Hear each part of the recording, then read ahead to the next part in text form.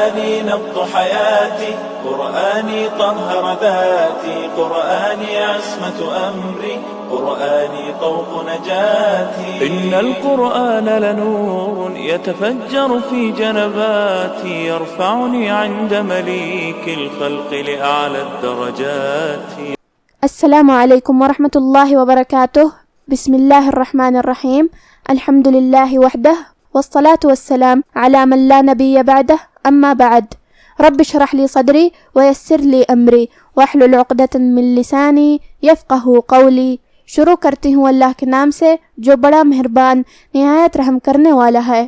انشاءاللہ آج کے درس نمبر 78 میں سورۃ النازعات آیت نمبر 13 سے آیت نمبر 19 تک کی شرح اور ترجمہ سماعت فرمائیں گے. تو شروع کرتے ہیں. اعوذ باللہ من الشیطان الرجیم فإنما هي زجرة واحدة.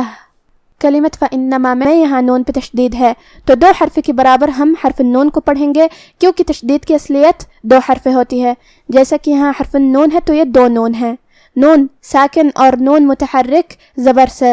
کلمت ہیا میں ہا کے نیچے زیر ہے اور یا پہ زبر ہے تو یہ سب حرکات کا دھیان رہے. کلمت زجرہ میں یہاں حرف الجیم ہے اور اس پہ جزم ہے تو جیم کا حکم ہے قلقلہ. ہمیں جیم کو ہلاتے ہوئے یہ کلمہ کو ادا کرنا ہے. زجرتن جو کہ را پہ زبر ہے تو را کا حکم ہے تفخیم. ہم را کو بھاری آواز میں پڑھیں گے. آخری میں یہاں تا مدورہ ہے اور اس پہ تنوین پیش ہے. پھر حرف الواو آتا ہے کلمت واحدہ میں. واو حروف الادغام بغنہ میں سے ہے. ادغام کا معنی ہے حرف کو حرف میں داخل کرنا تو ہم یہ تنوین کو واو میں ملا کے غنہ اور تشدید کے ساتھ یہ حکم کو ادا کریں گے. زجرۃ واحدہ. کلمت واحدہ میں یہاں حرف الحا ہے. حا کو ہم حلق کے درمیان والی حصے سے ادا کریں گے. آخری میں تا مدورہ پہ رکیں گے تو اس پہ ہا سے رکیں گے. لیکن ہم یہ آیت کو اگلی آیت کے ساتھ ملا کے پڑھیں تو جو کہ تا پہ تنوین پیش ہے. پھر حرف الفا آتا ہے کلمت فإذا میں. فا حروف الاخفاء میں سے ہے. اخفاء کا معنی ہے چھپا دینا تو ہم یہ تنوین کو چھپاتے ہوئے لیکن غنہ کے ساتھ یہ حکم کو ادا کریں گے. واحدۃ فإذا اور ہم کلمت واحدہ پہ رکیں گے تو آخر میں ہا ظاہر کریں گے.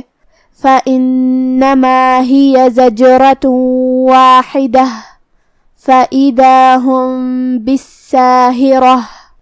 کلمت فإذا میں یہاں حرف الدال ہے. دال کی ادائیگی زبان کے سر اور اوپر والے دانتوں کے اندرونی کناروں سے ہے تو ہم دال کو وہیں سے پڑھیں گے. کلمت ہم کے آخری میں یہاں میم ساکن ہے. پھر حرف البا ہے کلمت بالساہرہ میں. با حروف الاخفاء الشفوی میں سے ہے اور اخفاء کا معنی ہے چھپا دینا تو ہم یہاں میم کو چھپاتے ہوئے اور غنہ کے ساتھ یہ حکم کو ادا کریں گے. ہم بالساہرہ. کلمت بالساہرہ میں یہاں سین پہ تشدید ہے تو اس کا دھیان رہے. یہاں حرف الرا کو ہمیں تفخیم سے مطلب بھاری آواز میں ادا کرنا ہے. آخری میں تا مدورہ پہ رکیں گے تو اس پہ ہا سے رکیں گے. فَإِذَا هُمْ بِالسَّاهِرَةِ هَلْ أَتَاكَ حَدِيثُ مُوسَى. کلمت اتاکا میں یہاں شروعات میں حمزہ قطع ہے.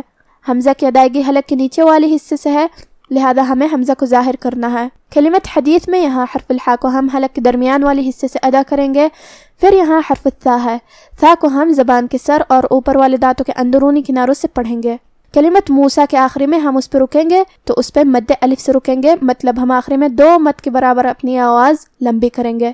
هل أتاك حديث موسى إذ ناداه ربه بالواد المقدس طوى.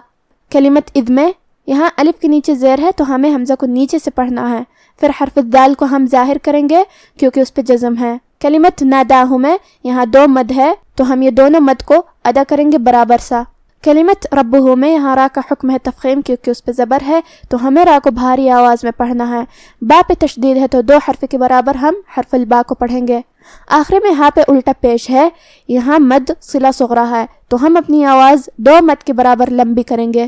ربہ بالوادی. کلمت بالوادی میں آخر میں دال کے نیچے زیر ہے تو ہم دال کو صرف زیر سے ادا کریں گے. اپنی آواز لمبی نہیں کریں گے تاکہ مد یا نہ ظاہر ہو. کلمت المقدس میں یہاں حرف القاف ہے. قاف کی ادائیگی زبان کی جڑ اور تالو کے نرم حصے سے ہے. قاف حروف التفخیم میں سے بھی ہے تو ہمیں اسے بھاری آواز میں پڑھنا ہے. پھر حرف الدال پہ تشدید ہے تو دو حرف کے برابر ہم دال کو پڑھیں گے. کلمت طوا میں یہاں حرف الطا ہے.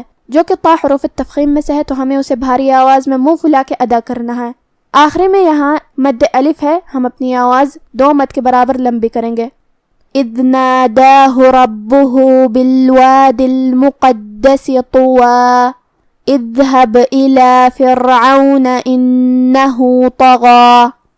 کلمت اذهب میں یہاں شروعات میں حمزہ قطع ہے تو ہمیں حمزہ کو ظاہر کرنا ہے۔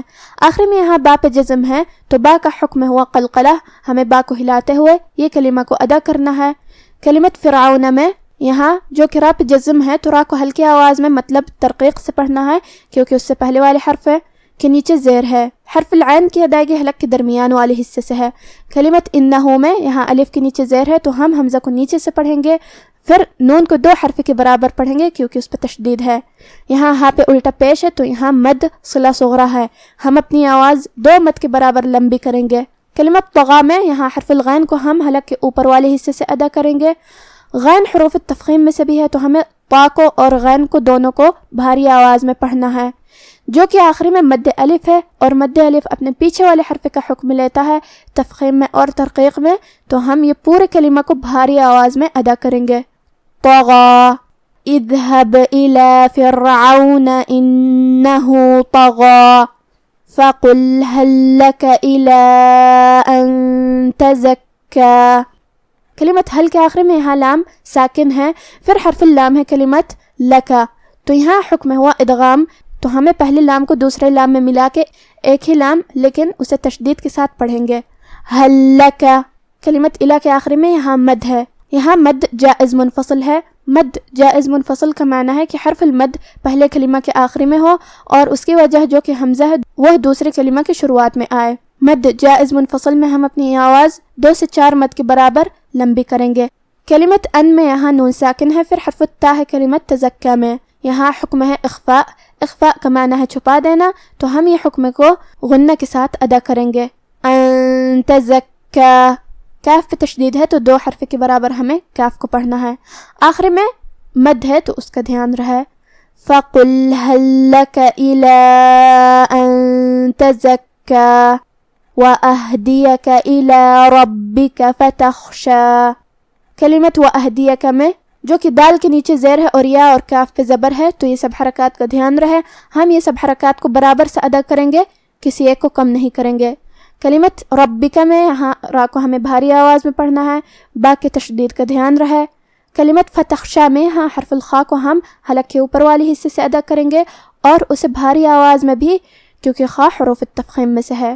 یہاں حرف الشین ہے، شین کی ادائیگی زبان اور اوپر کے تالوں کے درمیان سے ہے تو ہمیں شین کو وہیں سے پڑھنا ہے اور اسے ظاہر کرنا ہے۔